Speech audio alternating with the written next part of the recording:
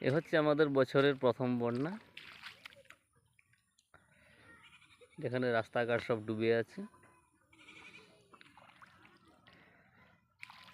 এই যে দেখা যাচ্ছে, এটা হচ্ছে রাস্তা, এদিকে গাড়ি যাওয়া আসা করে। এই রাস্তার মধ্যে এখন পানি। ওই যে রাস্তার দিকে দেখা যাচ্ছে একটা গরু আসছে। আর এই হচ্ছে আমাদের খেলার মাঠ। এই যে গোলবারগুলো দেখা যাচ্ছে,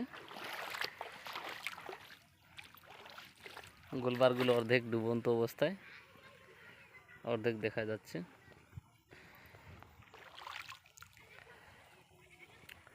আর এই হচ্ছে আমাদের ধান ক্ষেত, যেগুলো এখনো পানিতে ডুবে আছে। রাস্তা দিয়ে এখনো গরু আসছে।